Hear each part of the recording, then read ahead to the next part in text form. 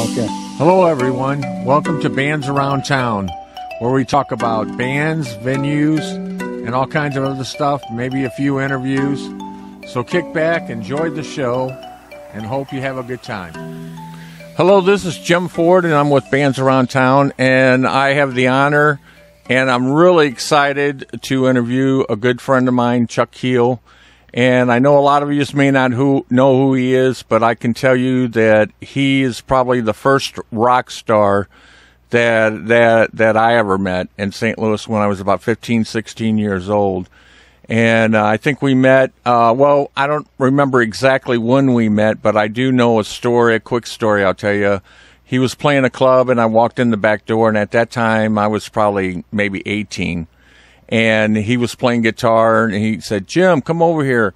And he was in the middle of a song. He says, "Here, man, play my guitar." And the bass player and the drummer were still playing.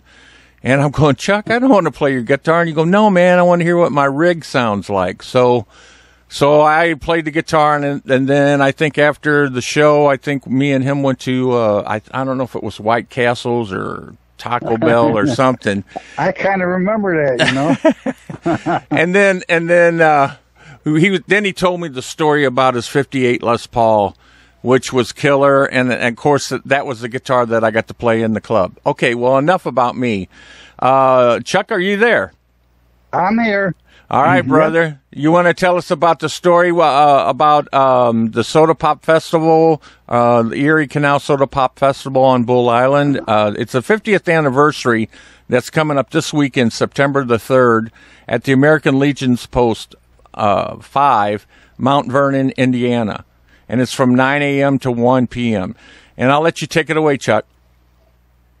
Okay, yeah. I actually didn't know of the reunion type thing coming in for the Labor Day weekend, but I remember in 1972 Labor Day weekend we did play there, CK Thunder, and we was doing all our own material of the songs me and Jack Davison wrote. And Steve Maneri was a drummer. Jack Davison was a bass guitar player. And myself and Jeff Meyer was the lead vocalist. And, it took us, we've had about 40 minutes of material of our own songs. And we actually played that festival and I think 3 other ones. I remember we played one for I-44 Drive-In for KC Radio. I get the senior memories, so I kind of forgot the other 2, but I'm pretty sure there was 4 of them. But anyway, that Erie Canal Pop Festival, we wouldn't even have got in there because, it wasn't really geared for, no local type bands, but we had a manager, his name was Ken Robinson. He's still around. I talk to him once in a while. And he actually, I don't know how he did it, but, I was very fortunate to have such a good manager at the time. He did get us in there, so I want to, actually give a shout out to him, but I remember when we got there, it was unbelievable. It took us at least an hour just to get to the backstage area. Yeah, Chuck, well, we've got to mention that there was 250,000 people there. Oh, yeah, this crowd estimated between 200 and 300,000 was there. All this stuff that me and Jimmy is kind of, entering is really, you can back it up. This is no hearsay or anything. You can get on Wikipedia and back up. You can see the backup for everything we're really saying. But there is a few things that I'll probably say that's not on this in Wikipedia, but Yeah. But anyway. Yeah, Chuck, before you go on, let me mention something else. This wasn't just rinky-dink concert. And I'll name some names. The Faces were there. Joe Cocker was there. Black Sabbath was there. Allman Brothers were there. John Mayhall was there. Cheech Chong was there. The Doors, Can Heat, Fleetwood Mac, Black Oak, Arkansas, Brownsville Station, Ted Nugent and the Amboy Dukes, Bob Seger. Let's see, Doobie Brothers, Foghat, Nazareth, Pure Prairie League, REO Speedwagon. I mean, just some your neighborhood bands. Oh, right. You're right, brother. That's the size of it. As a matter of fact, some of them who you just mentioned, there was a few of them didn't actually play, and the reason why they didn't, well, being the back. We had the equipment truck in the backstage area, and I remember we was actually parked pretty close to where Black Sabbath and Joe Cocker was, and we kind of overheard a conversation that ended like something to the fact of they wanted more money, and the promoter come out and says, well, man, he said, I was only expecting so many thousand. 3/4 of these people just come in, crash the gate. We had no idea. We didn't collect no money from them people. We couldn't. There wasn't enough people that he had working. So basically, what happened? There's two for sure that I'm sure left. Was Black Sabbath they left, and Joe Cocker's crew. So them two, I'm sure that was supposed to play. They was lined up to play, but they left because I'm sure because of them they wasn't getting paid what they thought they should. So anyway. To move on a little further, CK Thunder, we had a pretty good spot. It was like at 9 o'clock at night. It was a perfect time. And so we had all our stuff on wheels, getting ready to roll out to the middle of the stage. And then this big guy jumps in front of us. Oh, ain't nobody playing yet. Nobody's playing now. Foghat's playing. And, we're talking about a big guy now. He's at least 6 foot tall, 300 pounds, So we kind of looked at him, oh, okay, man, yeah, sure. Yeah, whatever you say, dude. We can just roll our stuff back a little bit, hang out. So what happened was Foghat wound up taking our spot. So... And for some, by push or shove or hook or crook, whatever, right after Foghat, Cheech and Chong come on. So, and we didn't mind that too much because, we really didn't have to follow no group. It was, that Cheech and Chong, it was a comedy act.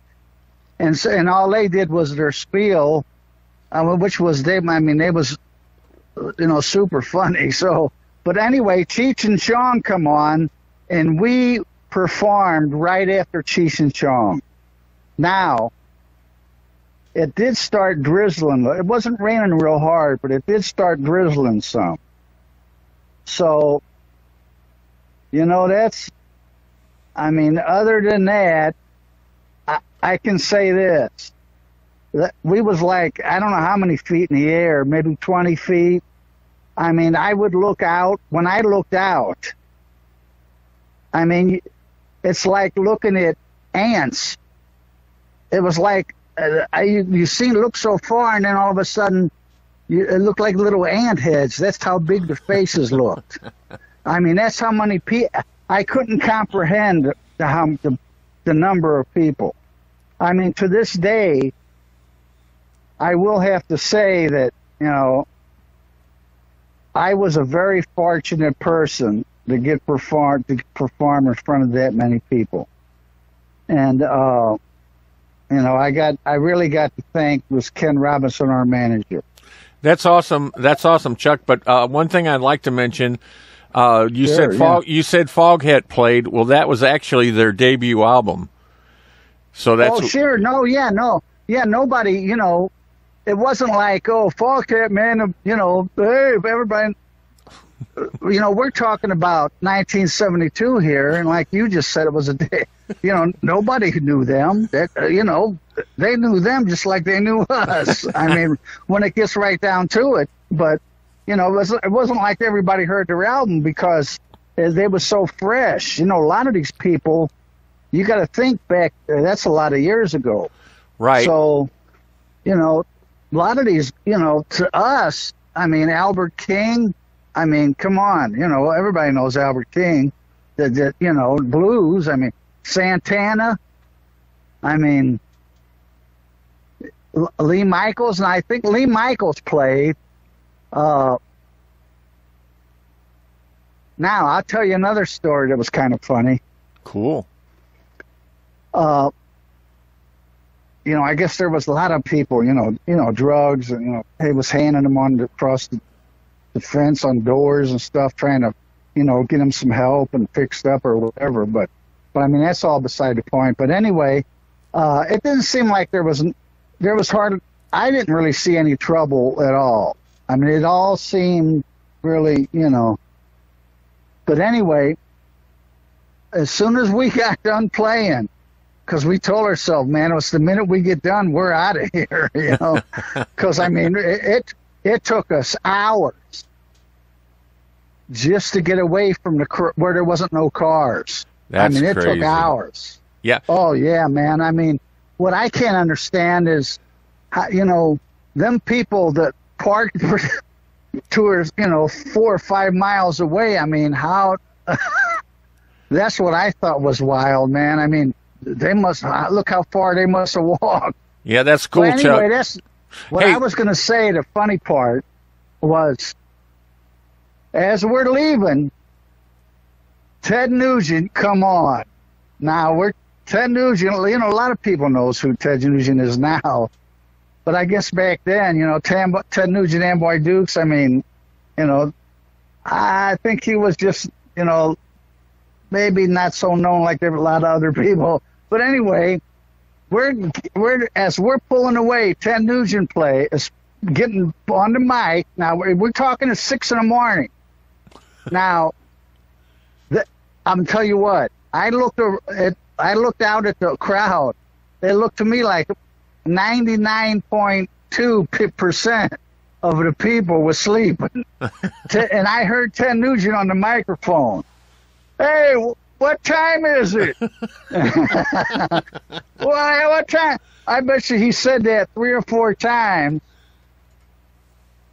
That's and then crazy. He finally says, well, it's time to kick out the jams and blah, blah, blah. Yeah, I won't say the rest. Yeah. Well, anyway, that was really the funny part, man, because, I don't think a lot of people was waking up. That's crazy. Hey, Chuck, before I forget, I want to talk about the outfit that you wore, that you had specially made. You want to elaborate on that a little bit? Oh, yeah, okay. Anyway, I'm just kind of sorry that the whole band wasn't in the picture, because that picture was actually taken on stage. And, it's not like you could get down in the crowd and take a picture, because if you did, you wouldn't see nobody. That's how high the stage was. But that picture, that outfit that I was wearing, I actually had made for me. And on the picture, the actual picture, it's not the color. I mean, I'm lucky there was even a picture. But on that actual picture, it looks it's washed out. It looks it's probably like gray, white. But the sleeves, it wasn't no cape. And a couple people said that looks like a cape, but it wasn't. I didn't do no capes. So they was actually sleeves I had made that come close to the floor, and the outside of the sleeve was a dark purple satin, and the inside of the sleeve was a light purple satin. So I had it designed so when if my arm would go up in the air, some kind of, however I felt or whatever, then it would, flow, I'd have room in the outfit. But anyway, that's beside the point. But the sleeves was dark purple satin on the outside and light purple satin on the inside. And the actual top had some like silver threaded design in it a little bit, not a lot. And it was like a purple velour type. And the pants was a flock velour dark purple with silver designs in it. But I mean, that's what the outfit I had, and I had that made. So that's awesome. I tell you what, that's the coolest rock star picture I ever seen. I'll tell you that. Yeah, I'll tell you. I don't even remember to this day. I remember somebody giving me the picture. I don't know who gave it to me. I forgot how I got it. But I mean, I was just thankful that somebody actually took, had a recording from that we even was there, Well, Chuck, but it is, our name is in Wikipedia. The CK Thunder, you'll see the name. If you go down on Wikipedia and it says the scheduled lineup included, then it goes on and on. Black Sabbath, Joe Cocker, Allman Brothers, on. And then it'll go on and it'll say, Canned Heat, Ravi Shankar, Rory Gallagher, Lee Michaels, Amboy Dukes, Farm, and CK Thunder, the Eagles, Bertha and Gentle Giant, Vince Vance and the Valiants, played after Ted Nugent. Yeah, Ted Nugent didn't play at 6 in the morning. Well, I'm glad we didn't play in his spot. Yeah, he would be a hard act to follow, I would think. Yeah, I thought we had a bad spot until I seen his spot. Well, yeah, I was sleeping. I mean, it was bad enough the spot we had, but man, when I look back on it, I'm thinking, man, Ted Nugent really had a bad one. Yeah, well, Chuck, there's a lot of guitar players out there that's going to be listening to this, and I'm sure that they are really interested in the story about how you got your 58 Les Paul. Okay, I guess I can tell that story a little bit. I mean, I'll make it as short as I can. That's all right. All right. We love it. Longer the better, brother. Okay, well, then I'll tell you the whole story, how I got that guitar. Let's hear it, brother. Okay. I used to go, actually, I kind of hope that, I mean, the last thing I heard, she was still alive. Her name was Mary Perdue. She lived in Granite City, and, we would hang out a lot together. She was, my girlfriend, she knew a lot about music. Actually knew more than I did. At the time, I was a kid, man. I didn't know nothing about no music. I didn't even know nothing about these musicians coming out and all that. I really didn't pay no attention. Actually, I was just bopping along, trying to practice. Trying to practice on my guitar. So, but anyway, to move along. One night, she always had this basement hangout, with these black lights and had all this lit up, and we'd hang out in the basement, a bunch of kids, party time and whatever. So one night she come down the basement carrying this album. She looked at me and she says, "Chuck, I got this album, man. Well, you got to hear this album." She says, somebody played it for me, and I thought I would buy one. Go on and buy. I says, "Oh yeah, okay, I'll listen." And so it was actually what she brought down was the Jeff Beck Truth album. It was Jeff Beck's first album. Wow. And I mean, nobody knew who Jeff Beck was then. I mean, nobody knew. I mean, it was a brand new album, man. She brought it down. And so I said, oh, yeah, okay, play it. So she puts the album on the record player, and the first thing I heard was, "What out there now?" And I thought, well, it was a Superstition by Jeff Beck. That Black Cat Crossed My Trail, that tune, you know, it wasn't Stevie Wonder. This was a different Superstition. Right. I Ain't Superstitious, I think, was the name of it. But anyway, Rod Stewart was singing it. And when that song played, I mean, it would like mesmerize me. And so she was, you know, was getting ready to play the next song. And I said, whoa, no. I said, Mary, play that song again, man. I said, no, I don't need to hear. I want to hear nothing. Play that song one more time. So to make a long story short on that album, she finally got mad, went upstairs because I wouldn't let, I played that. I kept having her play that song over and over. I thought, man, that's the song, man. So, you know, eventually over time, I would learn every note of that song. And, you know, we used to go play that. So I would play that song everywhere. I remember. So anyway, yeah. So anyway, eventually time would move on. You know, we're all past that now.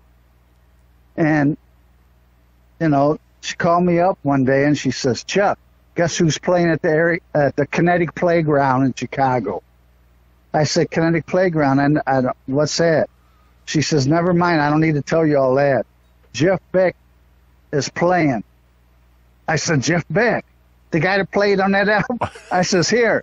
I says, are you going? She says, I already got the tickets. Are you going with me, right? I says, you darn right I'm going with you.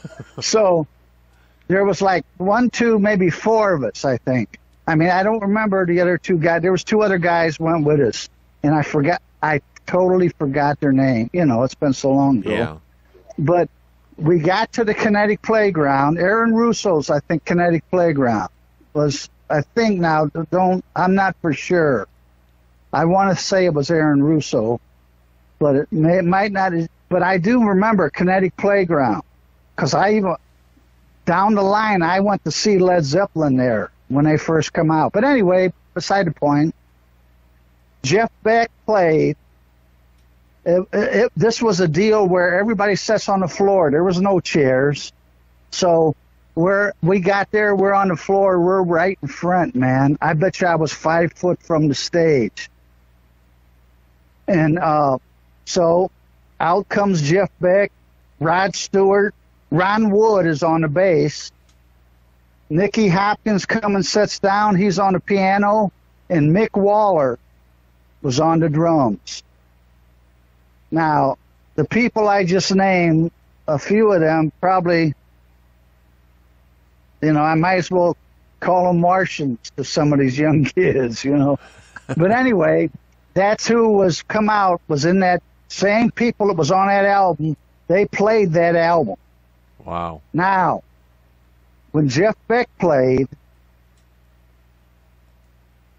to go on in life, I wound up with a 58 Les Paul Sunburst, and Jeff Beck played one exactly. Now, I don't know if it was a 58, but I know it looked exactly like the one I had, and I'm going to tell you the story why. But anyway, Jeff Beck comes out. He was standing in front of 2 Marshall stacks. He had 2 lead 100-watt heads, and the bottoms was all 4 slant bottoms. He never had no straight bottoms. He played out of 4 slants. And, man, I'll never forget that. And he come out with that Sunburst Les Paul, man. And to this day, as old as I am, and as many concerts I've seen,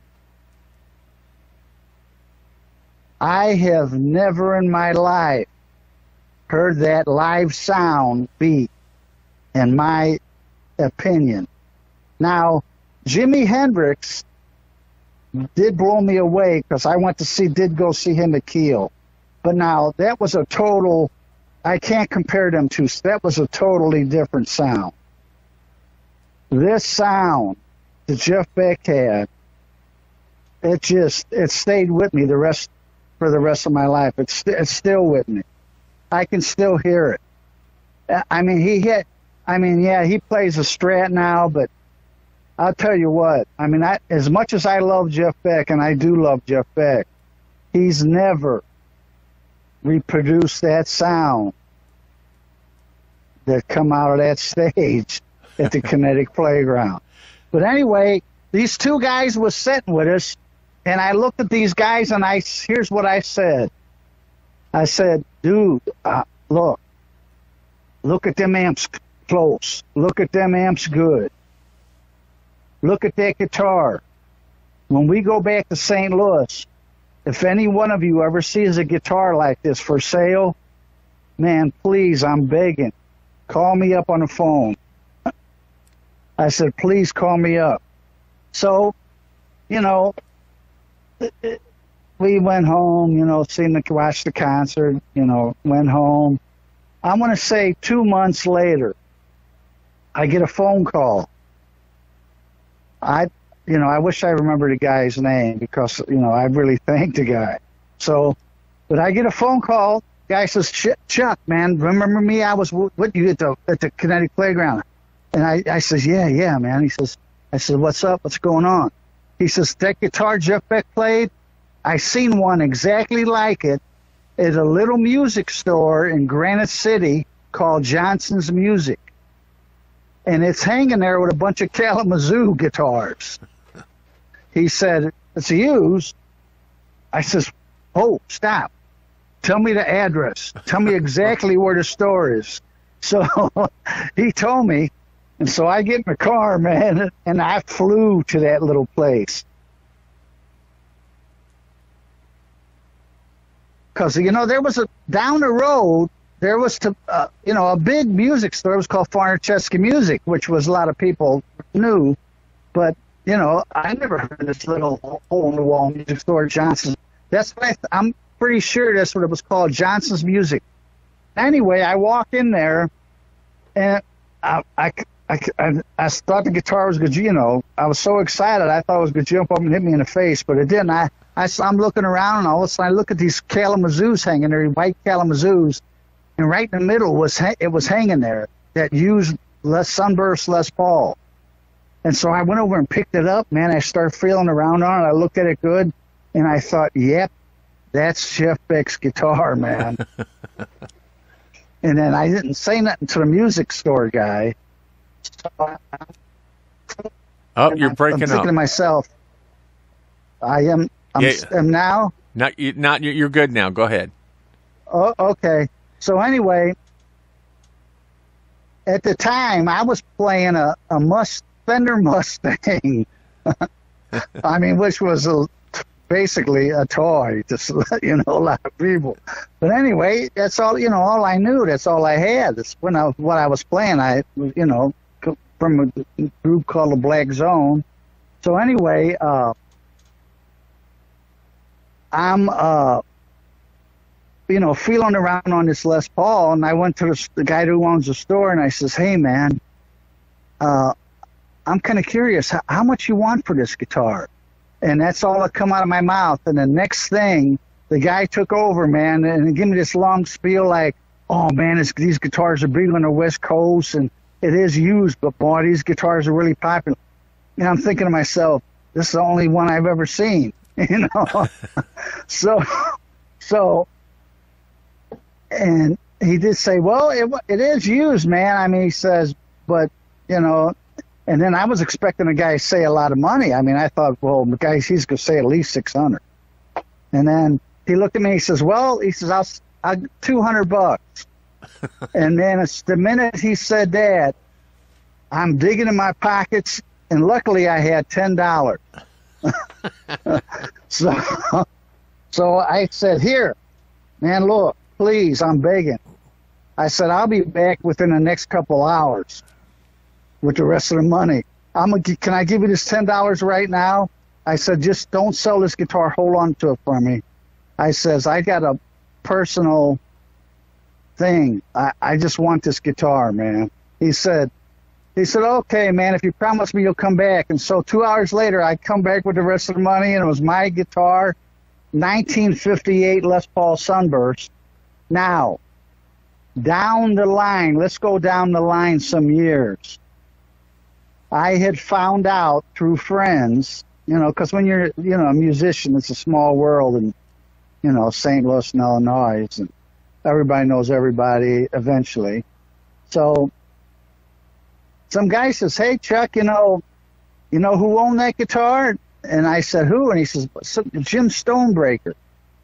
And, I knew Jim Stonebreaker. I mean, I look up to Jim Stonebreaker. Really, he's a really fine guitar player, man. So he says, I said, Jim Stonebreaker, how did he? They said, and then I finally talked to Jim, and Jim said that he traded the guitar in for a Fender Stratocaster to the guy. Now, I'm, down the road. I mean, he's, just like everybody else. I mean, I've sold guitars, I've sold cars, and years down the road, I'm kicking myself, why did I sell that, Yeah, so, you want to let let everybody Huh? know who you sold it to too. When you who ended up with the guitar, not who you sold it to. Right, I'm getting there. Okay. So anyway, I had played, so I found out that, and, I was, I called up Jim, talked to him. I says, hey man, I heard. He says, yeah. He says, you know how life goes. I says, yeah. Well, I says, man, I'm just thankful, I says, the only reason I ever got the guitar is because Jeff Beck had played it, and I heard that sound coming out, and I had to have one. So anyway, down the road, we're down the road now some years, maybe 35 years, something like, I'm not real good with time, sometime in that area. So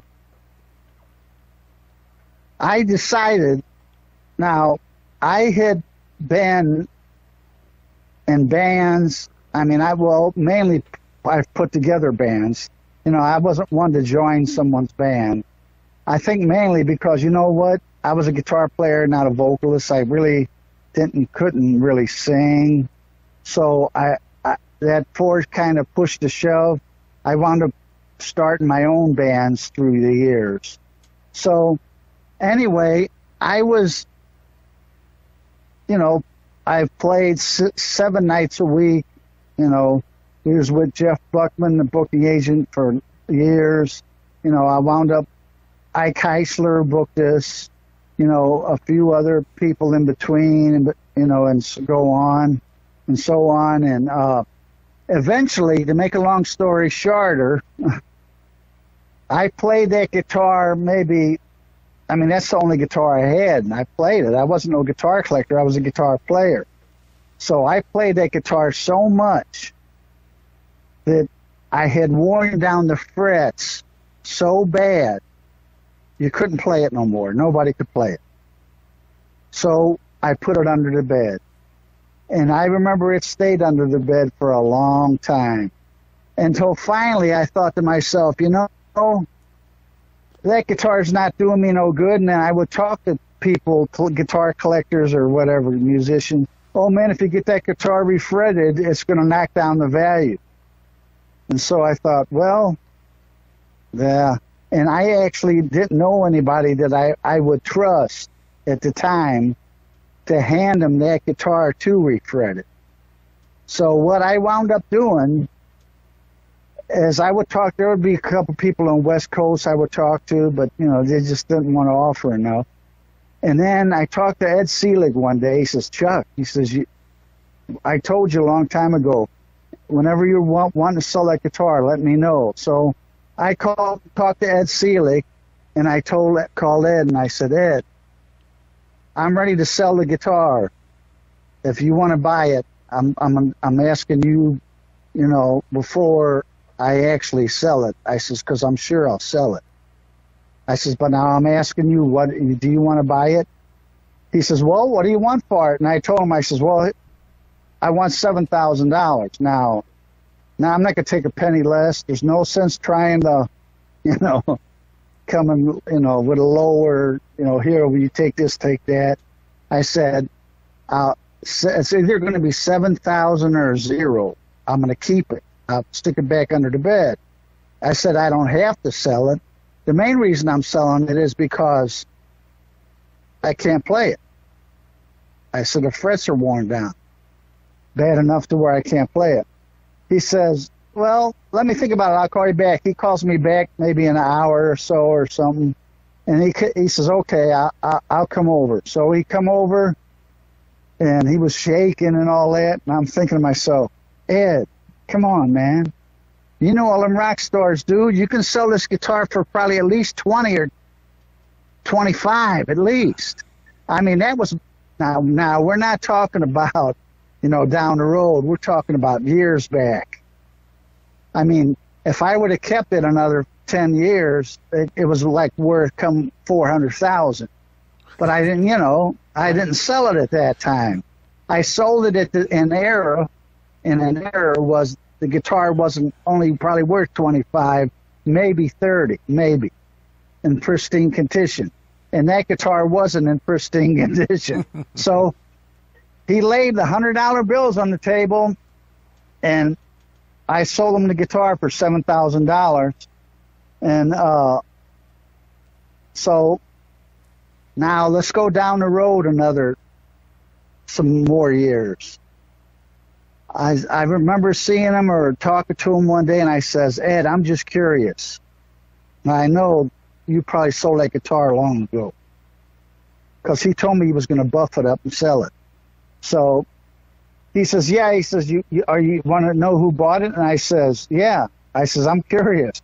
He said, AC/DC organization. I think it was Angus Young's brother that bought that guitar. That's what he told me. Malchus, I think is his name. Yeah, it was Malcolm. Malcolm, that's it. Now, yeah, I'm pretty sure it was Malcolm that bought. Now, does he still have it?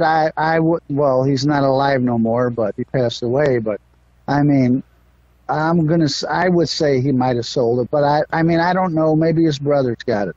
All I know is that's the AC organization definitely bought that guitar from Ed Seelig. Well, there's not too many people out there that can say they played a 58 Les Paul, and I feel honored and fortunate that you allowed me to play that guitar, and I thank you for that. Well, I feel very fortunate that I even had the friends I have, man. That I had a friend to call me up and say, here, man, because the guy that called me, he could have went and bought the guitar and not said nothing. Right. But he didn't. He called me up and says, Chuck, I found that guitar, man. So, yeah, and now, not too many years back, a guy by the name of Greg Bishop, a real good friend and the drummer, he's got a website, St. Louis Music Yesterdays, I think it's called, and he's got some people that knew me, friends together, and he actually spearheaded a thing, 2010, it was 2010, and he spearheaded some kind of movement thing, and everybody, these musicians chipped in, they all, signed their names, and I got this big, he had this thing made with that picture on the Erie Canal Festival, me standing there, and they all signed it. They chipped in, and they actually bought me a Sunburst Les Paul. They actually bought it from Yale. No, not Yale. Ed Putney. Ed Putney's music store. Yeah, I think I think Mark Arbogast had a little bit of the negotiation. Right. Mark Arbogast, usually, I'm glad you brought up his name, he actually picked the guitar out, which I'm very grateful to him, Yeah. And yeah, him and Greg, man, I mean, I've got a lot to, to be thankful for them. Yeah, I'm really good friends with Mark, and shout out to Mark Arbogast, a great guitar player in his own right too. Yeah, I feel the same way about him. So, well, Chuck, I'll tell you what. Yeah, I'm gonna. Is there anything else that you'd like to say before we go? And I'll be playing some music at the end, so don't freak out when I do that. Oh no, that's fine, man. I just like to say that you've been my friend for as long as I can remember that I've known you, and I do think you yourself. I loved your guitar playing, man. I appreciate that. I haven't seen you in years, and that's a pretty gratiful endeavor that you started with this website of yours, and I would say a lot of musicians have a lot to be thankful for knowing you. Well, thank you, and I take that as a high compliment coming from a rock star. I'll tell you that. Well, I never did consider myself as a rock star, but Yeah, well, I did. To tell you the truth, a rock star status is in the beholders of the absolutely people. It's not really. And anybody that would stand there and call themselves a rock star. Well, one thing I know, the fans to back them up. Yeah, one thing that I always have known about you, Chuck, is that you're a very humble person. You're always thankful for whatever comes your way. Oh man, I'll tell you what. I've got a lot to be thankful, man. I feel myself a really blessed and fortunate person, man, because especially to have the friends I've had over the years, man. At my age, a lot of friends have passed away. Yeah, Chuck, you're 75, aren't you? No, I'm 70. Hold still a little bit. How old are you? I'm 74, man. Okay, I'm sorry. I made you a year older, huh? Yeah, well, we used to be friends. Okay. I'll get to 75 soon enough. Like I said, we used to be friends. No, man. Anyway, I hope to make it to 70. I never thought I was going to make it as far as I did, but luckily I've never, done to my body anything that was really abusive. Like, I never really delved into any drugs at all. I don't even smoke cigarettes. I don't really drink. So I'm pretty much of a straight person. I have been all my life. And that's not because I'm not trying to brag or nothing saying that, because if I wanted to do drugs, believe me, there was plenty I around. would have had so much drugs for free. Right. People they was all but stuffing it in my pockets, man. But right. I wouldn't take any drug. I wouldn't do anything. I just didn't want. I just never had no desire to, man. Right. I was just that kind of person. So that's. That's cool. Well, Chuck, we're going to have to end it now. I'm going to play a little music, and I want to tell you thank you very much for this interview, and thank you for being my friend. And oh man, I'm just glad to have friends like you to keep this musician world of a local, hangout, and the coming, whatever you want to call it, of musicians, or they got to thank you a lot for that, man. I really appreciate you, brother. Well, I love everything that I do, and as far as for the page, I enjoy it, I love it, and I get to talk to the great musicians out there, local bands, and the talent is just amazing out there now. Real quick before I go, though, I do want to mention something. Back when me and you played music, way back in the day, it took 4 or 5 years for us to get the sound that we wanted. Now you can go into any music store and get it in 5 minutes. Well, I don't know about 5 minutes, but because, I'll tell you what, now, you're basically right, what you just said. But now, believe it or not, there is musicians. See, to you, I mean, you can go hear something, and I mean, all a person can give is their own opinion. Right. So if you go hear somebody playing and their sound is really important, so to you might listen to them and think, I don't like that sound. They sound so terrible. And then you go down in somebody's basement, they're just practicing, and all of a sudden you listen to them play and you hear, wow, man, that's you got a fabulous sound, dude. See, what kind of sound you come up with is all in the individual's ear. That's exactly right, because me and Mark Arbogast have had this conversation a few times, and me and Mark would say, if you had 10 people, 10 guitar players, and 10 different people watching them, each one of them would have a favorite guitar player. It isn't one over the other. It's just the style and what hits you, what touches you, the notes that you play. That's exactly right. Yeah. Yep.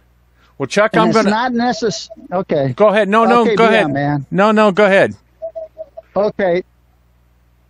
It's not necessarily how good a guitar player is, because I've heard guitar players that, probably that was, I mean, nowadays they're really, who can you say is the best? There really ain't no best. It's who you like the best. Right.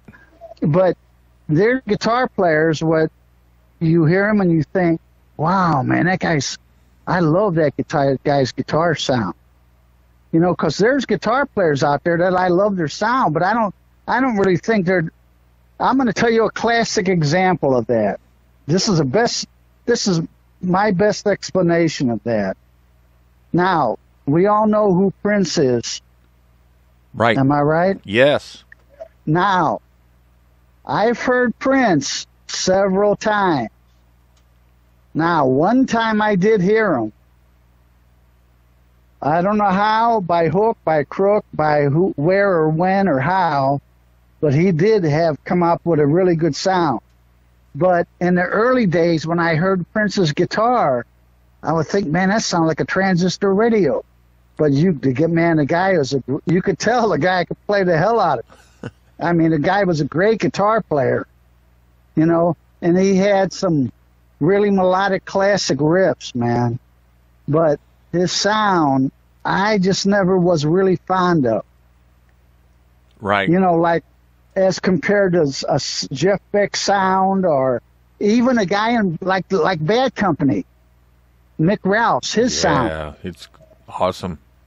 See, now, to me, Mick Ralph's wasn't the kind of guitar player Prince was. No.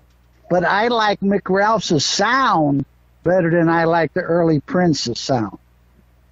Now, that's the best way I can, for my explanation. And I'm not cutting Prince down at all. Don't get me wrong. Yeah, he was talented. I wish I had done a tenth of the things he's done, but that's rest in peace. That's another story. Yeah. But before we go, I want to mention another rock star in my history that I felt that was a rock star, and that was Gene Edlin. He's no longer with us, but he was also a rock star. So, and I know you and Gene were friends. Oh, I definitely. I agree with what you just said with every word. I mean, I could tell you, something. I could tell you a story. I don't know how much time you got. Go ahead. But I could tell you a little story with Gene Edlin, man. Now, I've played with Gene many times. As a matter of fact, we played at Chuck Berry's property. I used to play with Gene Edlin a lot there. And one night, C.K. Thunder played with Lee Michaels there. And Lee Michaels, as road manager, I had first got my amps covered white, my Marshalls. And so the road manager come up to me and he says, hey, man, Lee Michaels wants to use your amps. Like I'm supposed to be, thrilled that Lee Michaels wants to use my amps, which I was a little flattered. And it was started drizzling a little bit. And I looked at him and I said, Well, dude, ain't nobody using my amps. That's what I told him. He said, oh, okay, that's cool, man. So, yeah, that was the end of that. You know, we just left, and Lee Michaels played. But anyway, down the road a piece, we played there at Barry's property with Gene Edlin's group.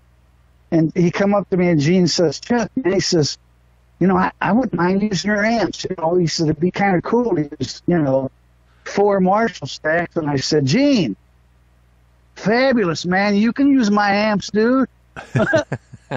I wouldn't let Lee Michaels use them, but I let Gene Edlin use them. And he plays loud. Yeah, Gene Edlin used all 4 stacks that night. So, man, I said there, I was loving it, man. So, but yeah, I knew Gene well. Now, here's a story I'm going to tell you now. I don't know how many people knows this, but now I was sitting there in the car.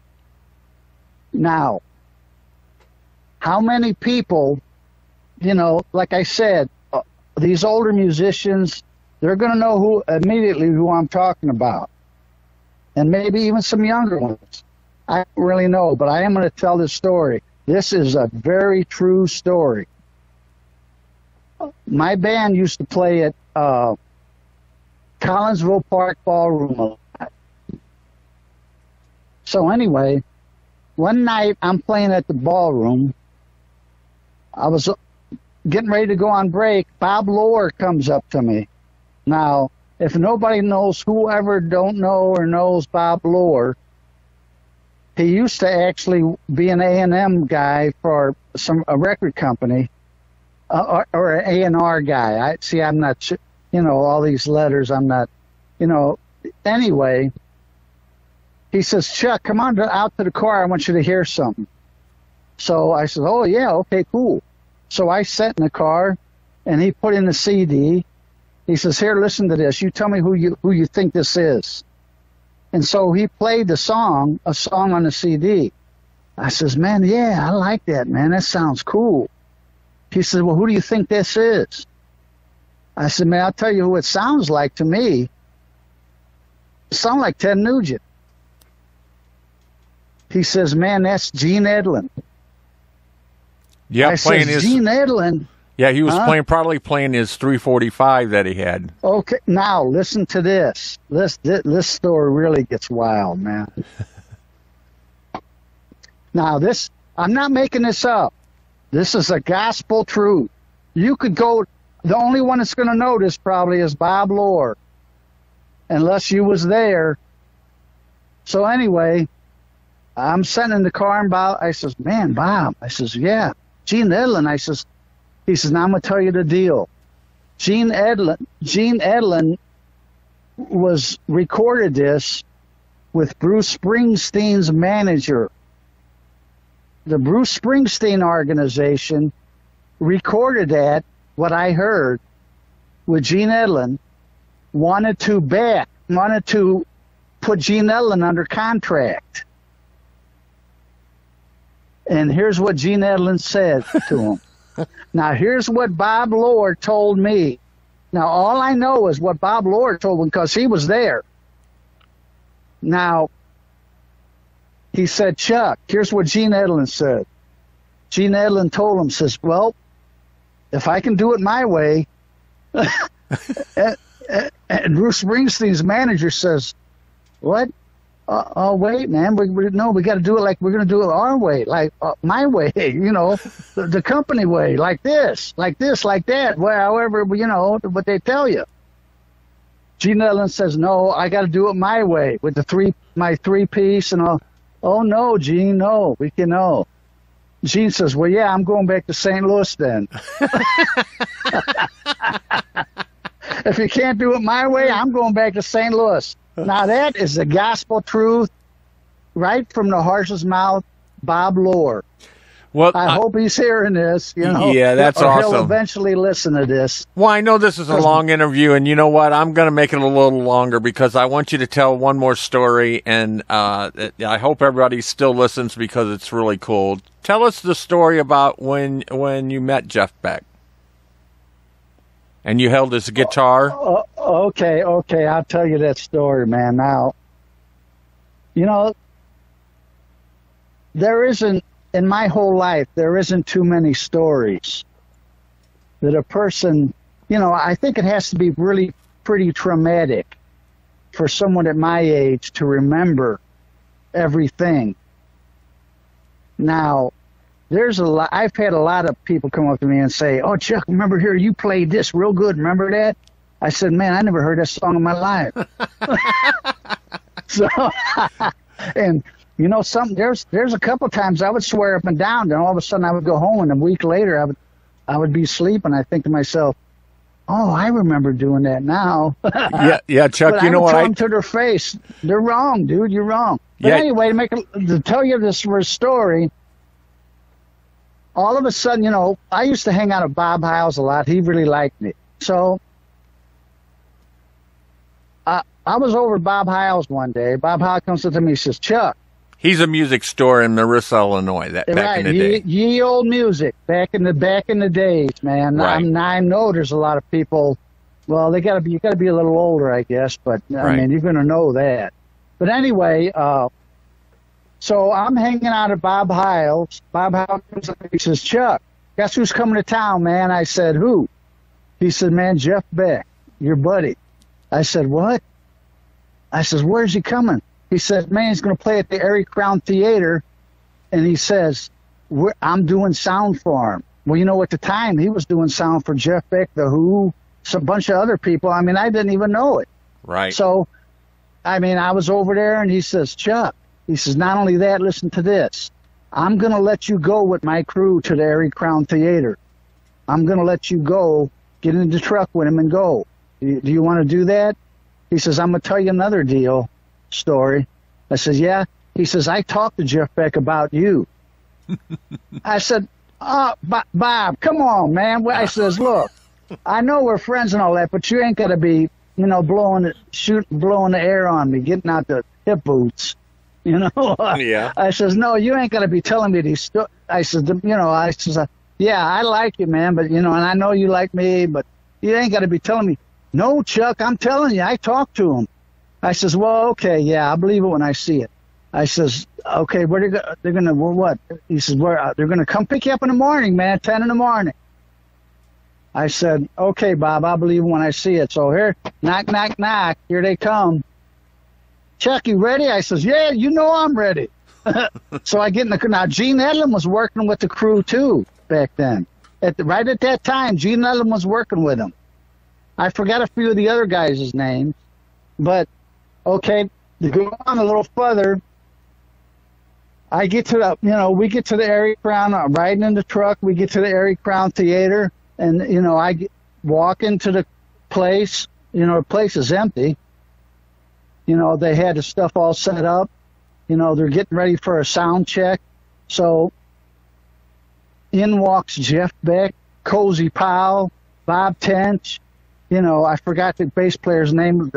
I think Chinese or Japanese. I'm not sure what nationality, but one of them. He comes on, and Max Middleton was on the keyboard. So here they all come. So they're sitting around talking, man, and man, I was shaking like a leaf. So I had to then forgot everything Bob Howe told me. So I'm standing over by the PA, and there was a case of beer there.